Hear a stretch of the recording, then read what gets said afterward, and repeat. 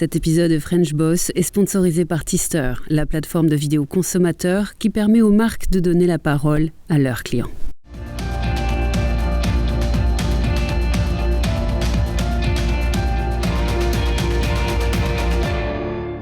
Bonjour à tous. Ce qui est intéressant dans les rencontres qu'on a toutes les semaines quasiment avec des French Boss, c'est d'étudier la manière dont ils ont géré leur création d'entreprise, mais d'étudier aussi les motivations qui ont été les leurs au moment de créer leur entreprise.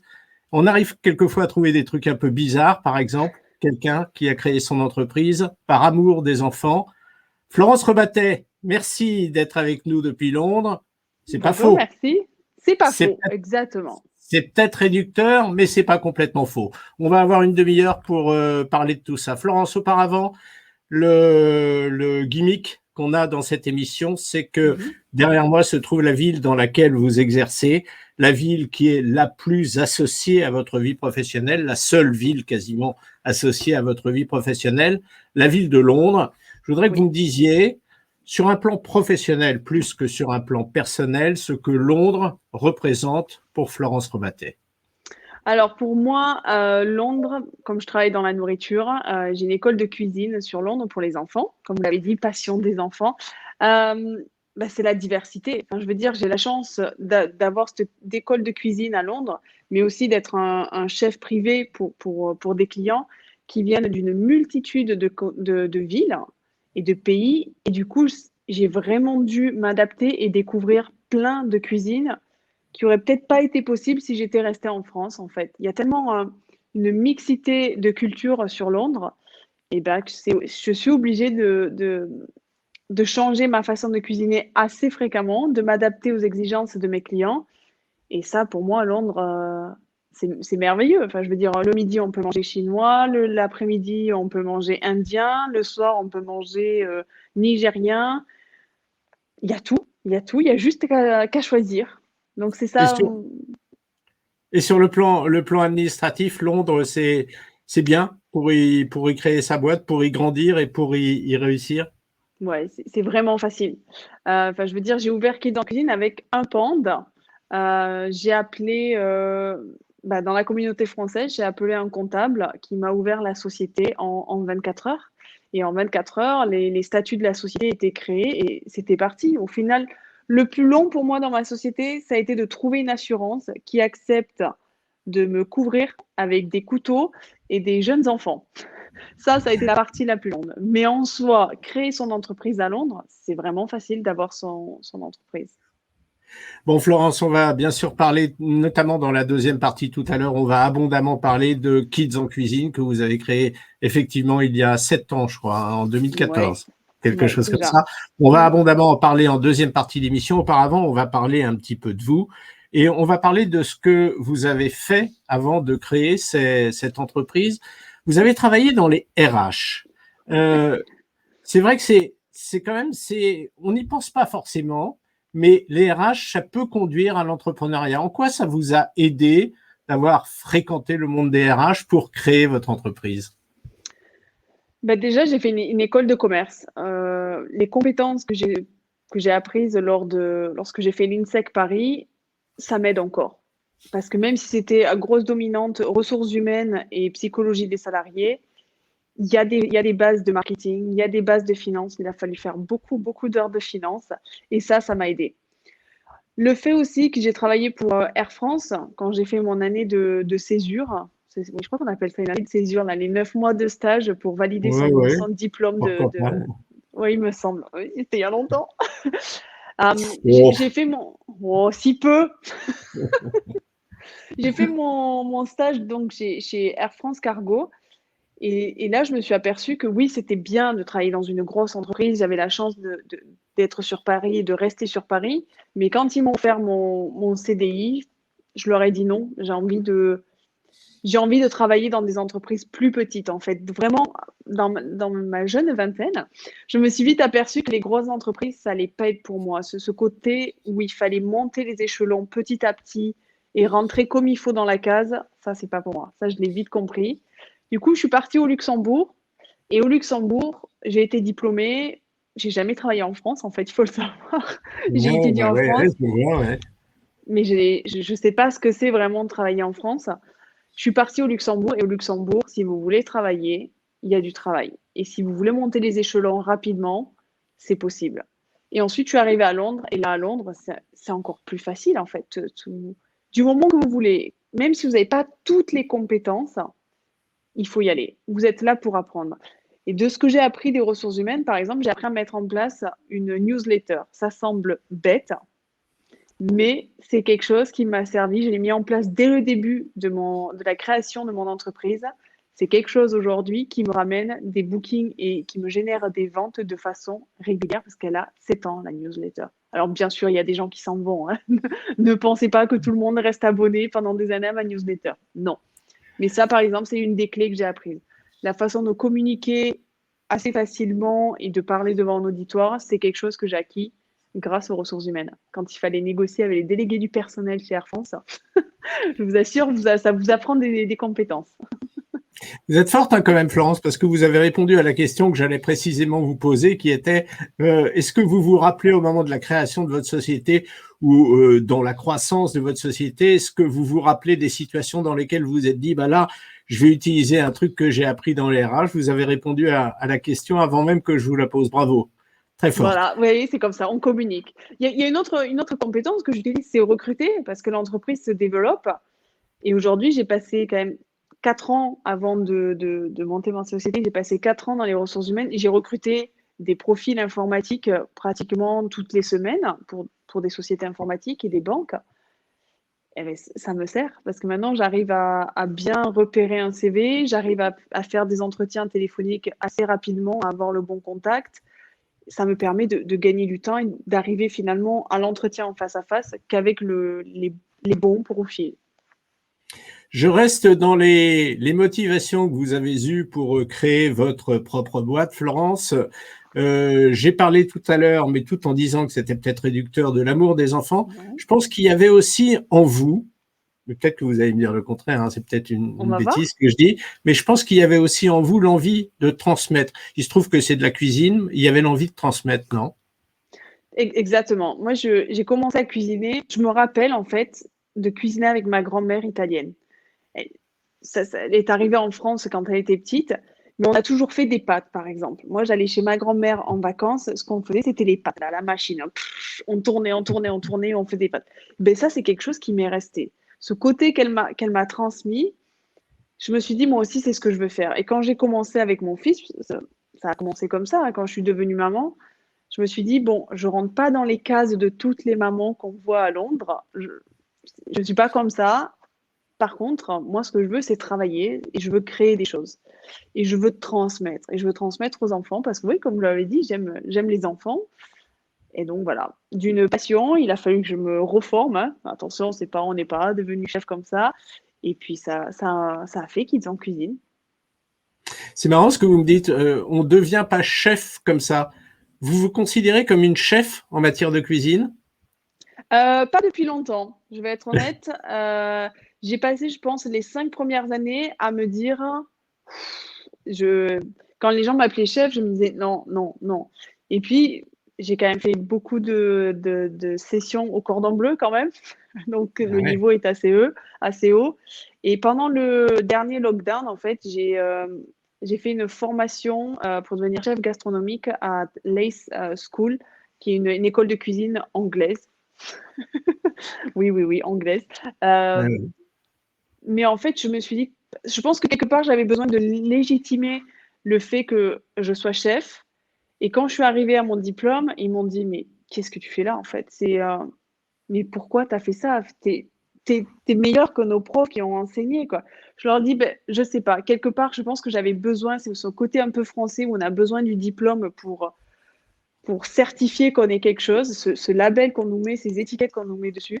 Et je me suis dit qu'il fallait que je sois légitime en ayant mon diplôme de chef. Et ils m'ont regardé, ils m'ont dit, mais t'as rien à faire là? Mais oui, on te le donne ton diplôme, mais tu ferais mieux de travailler avec nous quoi, que de perdre ton temps à essayer d'avoir un diplôme que tu as. Alors justement, c'est la question que je me pose. On parlera après de votre histoire des 2 dernières années. On en parlera après d'une manière plus brève, parce que c'est vrai que vous avez été invité dans une émission de French Morning il y a au mois d'avril, je crois. Donc, ça fait combien? D'ici Ça peu, fait ouais, quelques quelques mois. mois.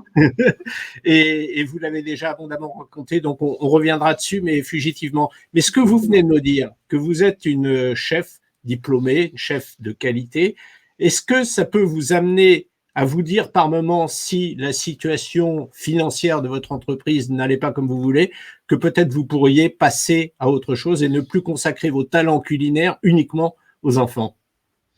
Et c'est ce qui est arrivé. C'est ce qui est arrivé récemment. J'ai commencé à devenir un chef privé et ça me plaît.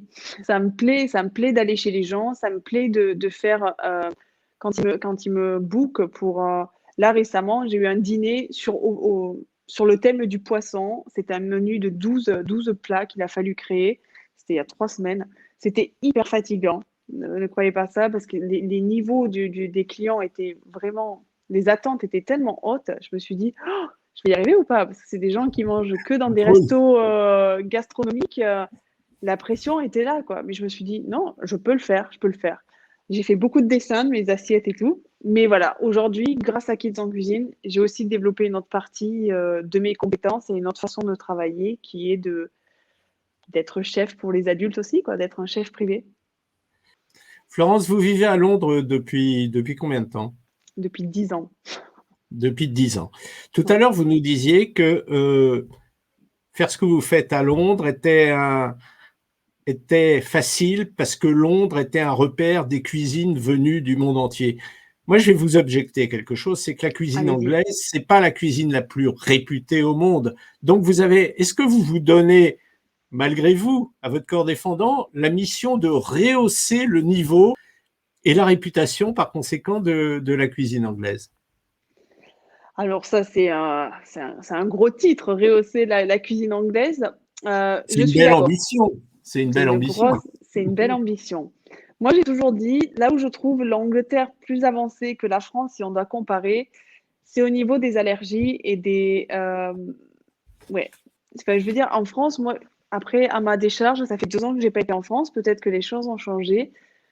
Il y a 2 ans, quand je suis sortie de l'Eurostar et que j'ai commandé mon Earl Grey avec du lait d'avoine, on m'a regardé, on m'a dit si vous voulez du lait, ça sera du lait de vache et c'est tout.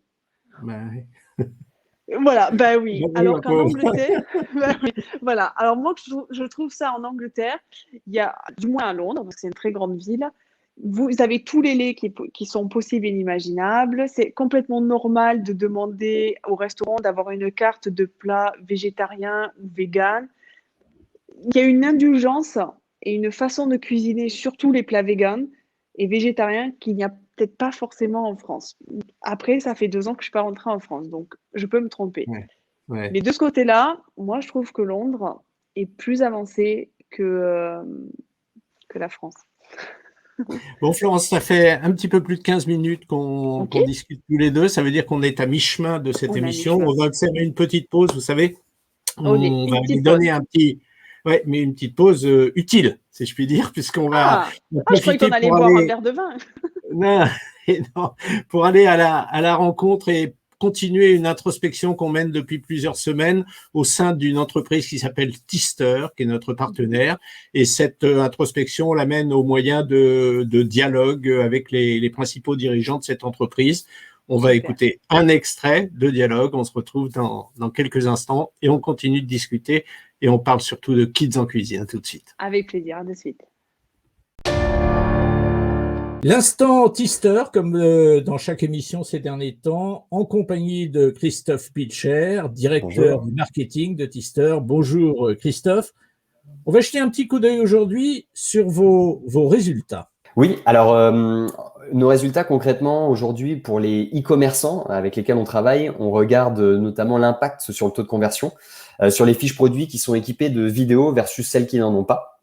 Donc l'an dernier, on observait en moyenne plus 68% d'impact d'amélioration du taux de conversion chez nos clients. Et on a aussi d'autres impacts, notamment en termes de visibilité, évidemment, puisqu'on fait du contenu et de la vidéo. Donc, certains de nos clients génèrent des centaines de milliers de vues en diffusant ces vidéos sur leur chaîne YouTube. Et en fait, ce type de performance permet aussi de remonter dans les moteurs de recherche sur des requêtes qui sont associées aux produits qui sont présentés dans les vidéos. Donc, c'est un peu un cercle vertueux entre les vues générées sur YouTube et le SEO naturel des vidéos qui remontent à la fois sur YouTube, mais aussi sur Google. C'est passionnant de discuter avec vous, Christophe, et on ne va pas se gêner pour continuer de le faire dans les numéros de French Boss à venir. Merci d'avoir été avec nous encore une fois aujourd'hui. Merci, Christophe. Merci, à bientôt. Retour à Londres, retour en compagnie de Florence Rebattet qui est avec nous depuis le début de cette émission. Alors, on l'a dit tout à l'heure, Florence, on va en parler. Les 2 années qui viennent de s'écouler pour des raisons de Brexit, mais surtout de Covid, ont été des années terribles pour vous. Vous avez failli laisser non seulement votre santé financière, mais votre santé physique également. Alors, on en a déjà parlé sur French Morning, mais quand même, c'est important de le rappeler. Et puis après, de faire le parallèle avec ce qu'est devenu aujourd'hui Kids en Cuisine depuis que ça va mieux. Alors, racontez-moi tout ce que vous avez vécu, Florence. Alors, brièvement, moi, j'ai attrapé le Covid en mars 2020 de façon assez mauvaise. Et aujourd'hui, 1 an et demi après, je suis toujours sous médication parce que j'ai toujours des problèmes respiratoires, en fait. Ça, c'est pas revenu. Donc ça a été compliqué à gérer. L'entreprise, du jour au lendemain, s'est arrêtée. J'ai tout perdu en 24 heures, tout s'est arrêté. Les frigos pleins à craquer avec de la nourriture partout, mais plus d'enfants dans les écoles, tout le monde à la maison et plus de rentrée d'argent et obligé de me séparer de tous mes chefs. Ça a été la partie la plus compliquée émotionnellement parce que ils étaient très en colère. Et moi, d'un autre côté, il a fallu que je sauve mon entreprise parce que derrière, j'ai un enfant à gérer et que je suis toute seule aussi. Donc, il fallait en gros que je sauve ma peau et que j'arrive à payer mes factures parce qu'il y a un enfant derrière aussi, quoi. Donc, ça a été compliqué. Mais après, comme on a dit dans l'émission précédente, je suis vite repartie avec les cours en ligne, les partenariats avec Planète Organique m'ont aidé à continuer. Financièrement, c'était pas ça, on va être complètement honnête. Ça couvrait même pas mon salaire, mais il fallait continuer. Et puis, il y a eu les livraisons à vélo, hein, on s'en rappelle, sous la pluie, le froid en plein milieu de l'hiver, avec beaucoup de pleurs. Mais je ne suis pas mécontente d'avoir fait ça parce qu'aujourd'hui, on arrive à la fin de l'année scolaire, puisque je travaille avec les enfants. Je suis de retour dans à peu près 60% des écoles. Donc, c'est pas mal. On n'est pas de nouveau au taux plein. On y sera sûrement en septembre. Les écoles sont en train de revenir. Les crèches, là, ce qu'il n'y avait pas la dernière fois, les crèches avec qui je travaillais sont revenues pour à peine quelques semaines, pour 4-5 semaines. Voilà, donc c'est de l'argent qui est rentré. J'ai eu des clients privés qui n'étaient pas du tout prévus, des gens qui m'ont vu sur Instagram ou le bouche à oreille en disant mais elle a continué hein, pendant le Covid, elle est toujours là. Elle est costaud. Et voilà, tous ces gens, du moment où les limites ont été levées, en fait, j'ai pu retourner chez les gens. Après, bon, un autre sujet qui fait débat en France, il y a la vaccination ici aussi qui aide. On oublie, hein, voilà. Donc, du moment que les limitations ont été relevées, moi, j'ai pu retourner en client privé. En fait, j'ai pu rentrer chez les gens. Et puis, tous ces gens qui m'ont découvert en ligne et qui m'ont dit « Attends, tu étais bien sympa en ligne, maintenant tu viens chez nous, on va faire des anniversaires, mais en tant que chef privé. » Et là, récemment, alors ça, c'est la bonne nouvelle, on va voir ce que ça va donner sur le long terme. J'ai signé un contrat avec Chef for Foodies et Planet Eat. En gros, Planet Eat, c'est une chaîne de télé.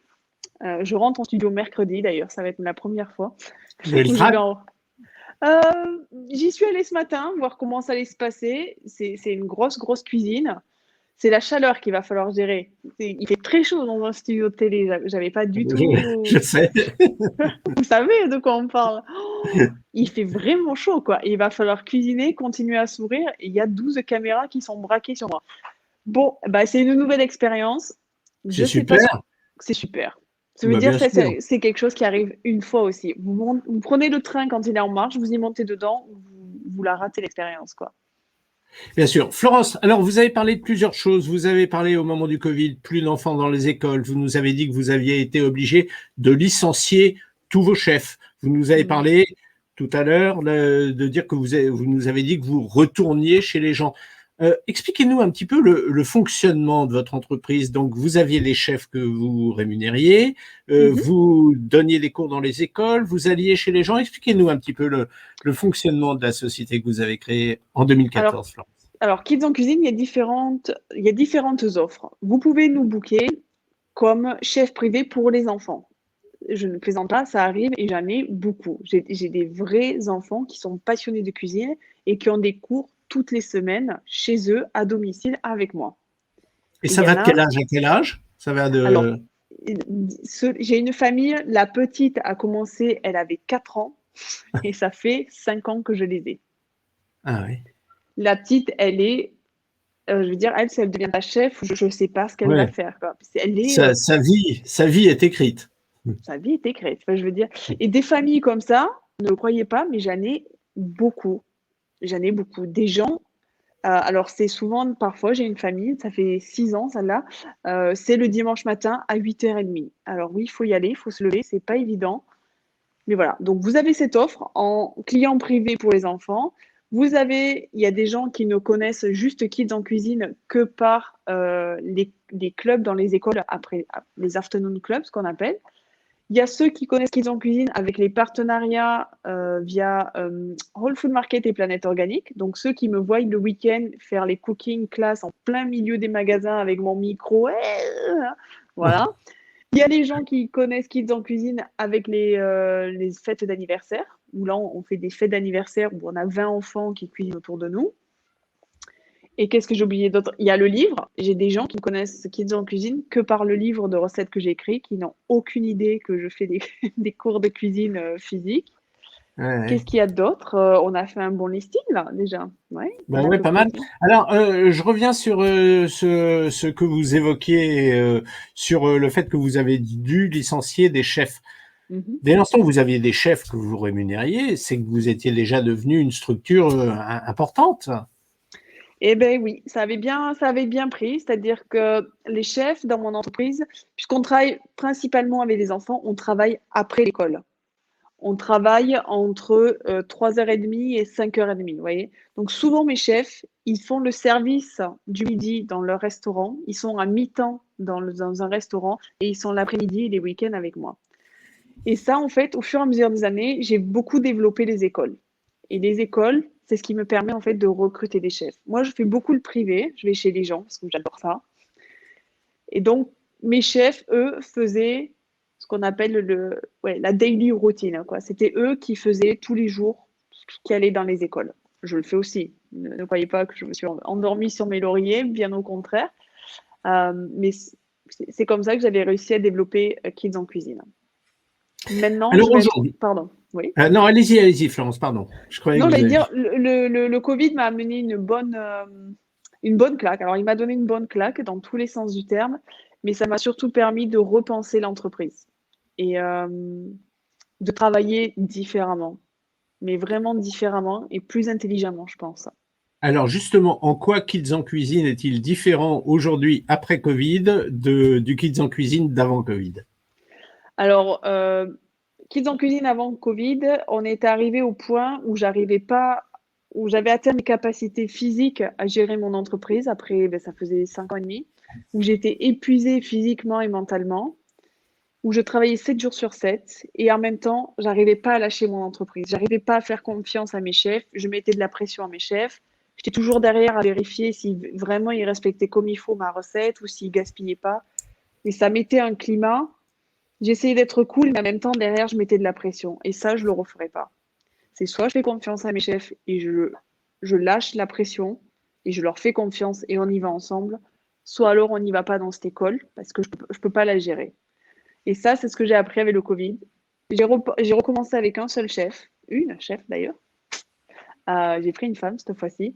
Mais on travaille plus intelligemment. C'est-à-dire que cette fois-ci, c'est elle gère son groupe d'école. Je lui fournis les écoles, les ingrédients, les recettes. Je check de temps en temps, voir si ça va. Mais elle se débrouille. Je lui fais confiance et ça va beaucoup mieux. Ma vie va beaucoup mieux et elle est contente et elle ne veut surtout pas quitter Kids en Cuisine, quoi. Florence, c'est un vrai mea culpa que vous venez de faire, mais finalement, parce qu'il faut positiver toujours dans la vie et surtout dans une vie d'entrepreneur. Il n'y aurait pas eu le Covid, vous n'auriez pas eu le temps de faire ce mea culpa, de revenir sur vous-même et votre manière de manager votre boîte. Non, pas du tout. J'étais tellement prise dans l'engrenage. Et en plus, le livre est sorti en décembre 2019 et le Covid est arrivé en mars 2020. Et alors, je vais être honnête, ça a été la meilleure chose qui me soit arrivée. Pas en termes de, non, enfin, en termes de mea culpa et de remise en question, c'est la meilleure chose qui me soit arrivée.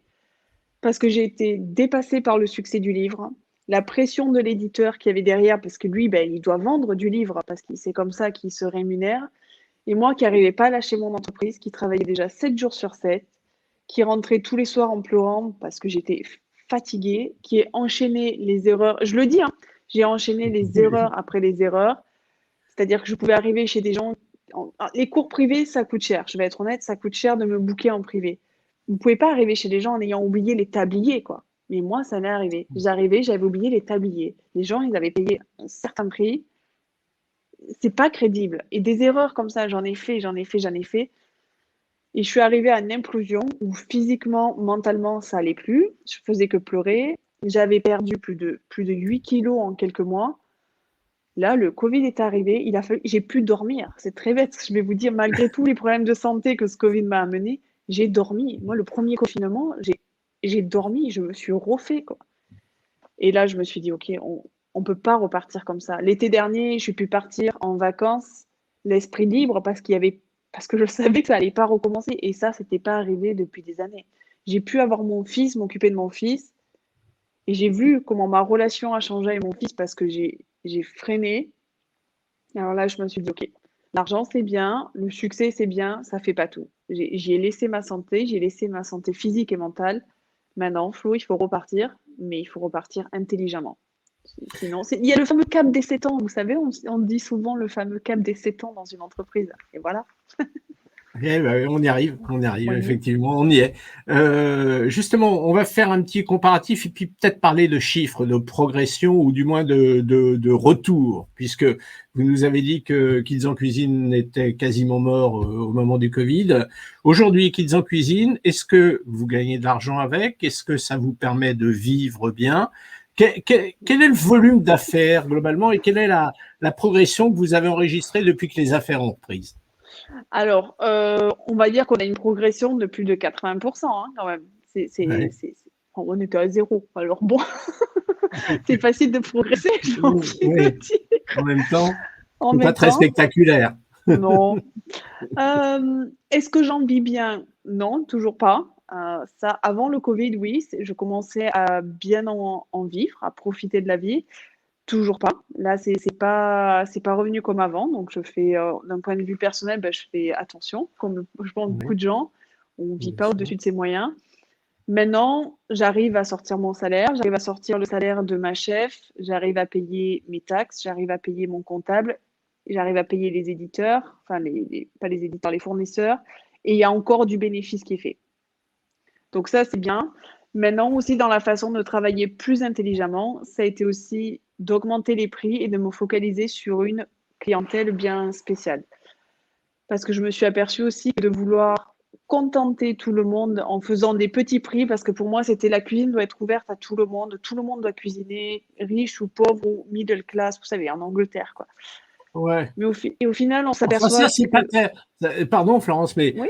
tout le monde doit pouvoir cuisiner. C'est pas tellement un discours d'entrepreneur. Un entrepreneur, il est quand même là pour gagner de l'argent. Il n'est pas là pour nourrir les gens. Et ben voilà. Et donc, je pense que j'avais cette ambivalence où il y avait quelque part en moi je voulais faire plaisir à tout le monde, mais ça marche pas comme ça, la vie d'entrepreneur. On peut pas faire plaisir à tout le monde. Donc là, j'ai augmenté mes prix.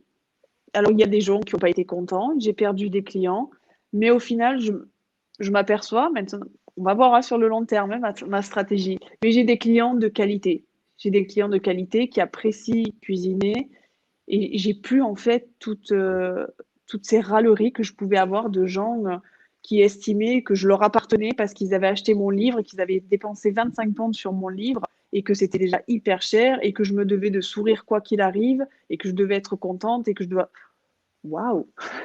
Il y a une humaine derrière quand même. Il y a un livre, il y a une entreprise, mais il y a un humain, quoi. Et c'est pareil, c'est ce que j'ai dit à la télé. Là, quand on est allé visiter les studios, je leur ai dit, moi, je ne changerai pas ma façon d'être, d'enseigner. Je serai à la télé comme je suis là maintenant avec vous. C'est ce qui a fait le succès de Kids en cuisine. Je vais m'adapter s'il faut m'adapter. Mais pareil, on va partir sur une... Je veux garder ma target de clients, en fait. Je veux pas... Et ils ont dit, OK, vas-y, bah, fais comme tu veux. On aime ton style, alors on y va, on essaye, on verra où ça nous amène. Eh bien, c'est top. Il reste 2 petites questions à poser. Je vais vous Allez. demander des réponses courtes, hein, Florence, parce Oui. qu'on est déjà en train de déborder. Première question, vous êtes optimiste là maintenant. Vous êtes Très redevenu optimiste. optimiste. Ouais. Très optimiste. Deuxième question, si on vous demande, et que vous avez peu de temps pour réfléchir et 10 secondes pour donner la réponse, si on vous demande aujourd'hui quel est votre métier? Je suis chef et Ah, entrepreneuse. d'accord. Entrepreneuse, chef entrepreneuse.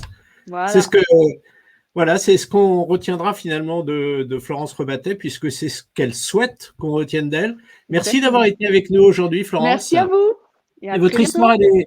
elle est sympa à raconter. D'abord, vous la racontez bien. Elle est sympa à raconter parce que c'est vrai que la vision du Covid qui tue des entreprises, eh ben, on l'a pas forcément tous les jours. Et avec elle, dans vos mots, dans votre bouche, eh bien, on comprend très bien ce que vous avez dû traverser. Et on n'en salue que plus votre retour à un bon niveau de réussite. Merci, Florence. Merci à vous. Au plaisir.